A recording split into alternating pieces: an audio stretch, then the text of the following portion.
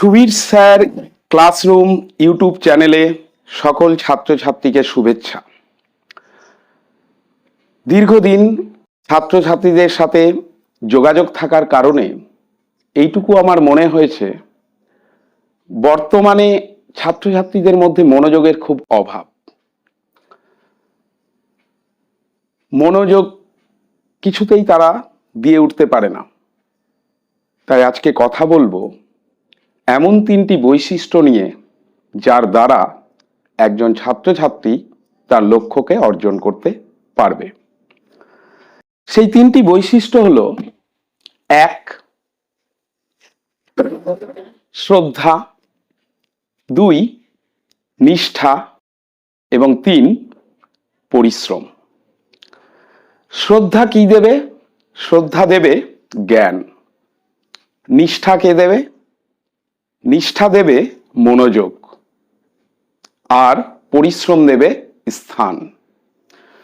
শ্রদ্ধা বলতে আমরা কি বুঝি? অর্থাৎ কাউকে অপার ভালোবাসা, কারোর প্রতি আনুগত্য থাকা। তো ছাত্র হিসাবে শ্রদ্ধা করা উচিত কোন জিনিসটাকে? পড়াশোনাটাকে, পুস্তকটাকে।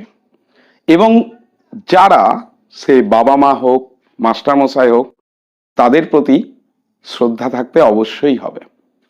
আমরা অনেক সময় মাস্টারমশাই বোঝাই, তবু অন্যদিকে মনোযোগ দেই।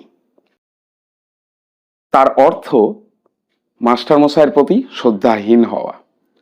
যে যখন কোনো ছাত্র মনোযোগ দেয় না, তখন থেকেই তার পতন শুরু হয়ে যায়। তাহলে জীবনে সফল হতে গেলে প্রথম যে জিনিসটা দরকার, তা হচ্ছে শ্রদ্ধা। শ্রদ্ধা পড়াশোনার প্রতি, শ্রদ্ধা পুস্তকের প্রতি, আর শ্রদ্ধা মাস্টারমশাইদের প্রতি। নেক্সট হচ্ছে নিষ্ঠা। নিষ্ঠা কাকে বলে? কোনো জিনিসকে একাগ্র চিত্তে এক মনে করাটাকেই আমি বলবো নিষ্ঠা। কেমন? আমি কোনো কাজ করছি, আবার সেই কাজের কথা ভাবতে ভাবতে অন্য কিছু করছি, মোবাইল ঘাঁটছি, পড়াশোনা করতে করতে মেসেজ দেখছি, বা বাইরের কোনো জিনিসের প্রতি আমার আকর্ষণ রয়েছে, তাহলে বুঝতে হবে নিষ্ঠা নেই। ঠিক পুজোর সময় আমরা যেমন চোখ বন্ধ করে এক মনে ঈশ্বরের আরাধনা করি, ঠিক সেই রকম ভাবে যখন যতটুকু অংশ আমরা পড়ব, খুব নিষ্ঠা সহকারে পড়ব। সেই সময় কোনো কারণেই যেন অন্যদিকে মন না যায়। মনে রাখতে হবে, একজন ছাত্রের কাছে পড়াশোনাই তার ঈশ্বর। কাজের মধ্যেই ঈশ্বরকে খুঁজে নিতে হবে। একজন শিক্ষকের কাছে পড়ানোই তার ঈশ্বর। অতএব ঈশ্বরকে যেমনভাবে আমরা নিষ্ঠা সহকারে ডাকি, সেই নিষ্ঠা সহকারে গভীর মনোযোগ দিয়ে আমাদের পড়াশোনা করতে হবে। এই নিষ্ঠা আমাকে কি দেবে? মনোযোগ দেবে, একাগ্রতা দেবে, আর যে জিনিসটা লাগবে সেটা হচ্ছে পরিশ্রম। নিরলস পরিশ্রম করতে হবে। পরিশ্রমের কোনো যেন ঘাটতি না থাকে।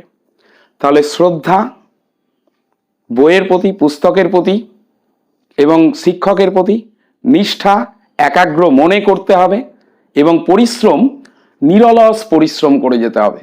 পরিশ্রম কোনো কারণেই যেন এতটুকু ত্রুটি না ঘটে। এই পরিশ্রম কি দিতে পারে? স্থান দিতে পারে। যে স্থানটা আমরা পেতে চাই, আমি যে লক্ষ্যটা স্থির করে রেখেছি, সেই লক্ষ্যটাতে পৌঁছাতে হলে আমাকে পরিশ্রমটা অবশ্যই করতে হবে। তাহলে যে শ্রদ্ধাশীল হবে পড়াশোনার প্রতি, সে জ্ঞান পাবে।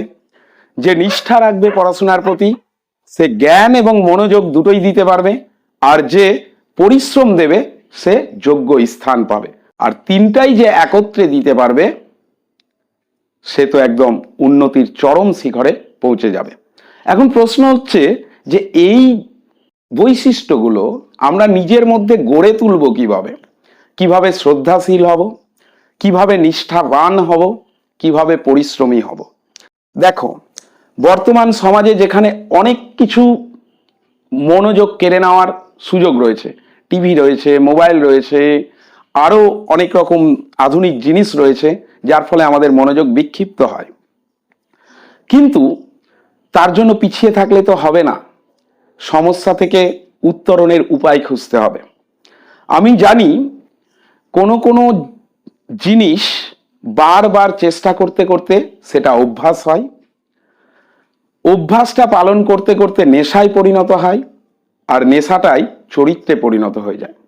আমি প্রথমে যদি শুরু করি শ্রদ্ধাশীল হওয়ার, নিষ্ঠাবান হওয়ার এবং পরিশ্রমী হওয়ার, প্রথম দিকে একটু কষ্ট হবে, তারপর ধীরে ধীরে কিছুদিন করলে ওটা অভ্যাসে পরিণত হয়ে যাবে, আরও কিছুদিন করলে সেটা নেশায় পরিণত হয়ে যাবে, আর একদিন সেটা চরিত্রে পরিণত হয়ে যাবে। অর্থাৎ একজন ছাত্রের অন্তর বৈশিষ্ট্যে পরিণত হবে তিনটা বস্তু: শ্রদ্ধাশীল হওয়া, নিষ্ঠাবান হওয়া, পরিশ্রমী হওয়া। তাকে ওই নামেই সবাই চেনবে। আর যেদিন একজন ছাত্র নিজের মধ্যে শ্রদ্ধাশীল মনোভাব, নিষ্ঠাবান এবং পরিশ্রমটাকে গড়ে তুলতে পারবে নিজের চরিত্র হিসাবে, সেদিন সে অবশ্যই সফলতা পাবে। সফলতা তার থেকে আর বেশি দূরে থাকবে না। লক্ষ্য বস্তুকে স্থির রেখে এগিয়ে যেতে হবে। লক্ষ্য বস্তু কখনো আসবে না, তাকে লড়াই করে পেতে হবে। নদী যেমন পাহাড় থেকে বয়ে অজস্র বাধা বিপত্তি পার করে ঠিক নিজের লক্ষ্যে সাগরে পৌঁছে যায়, তেমনি তোমার চলার গতির মধ্যে এমনই বৈশিষ্ট্য থাকতে হবে, সমস্ত বাধা বিপত্তিকে অতিক্রম করে তুমি একদিন সফলতা পাবেই। ধন্যবাদ।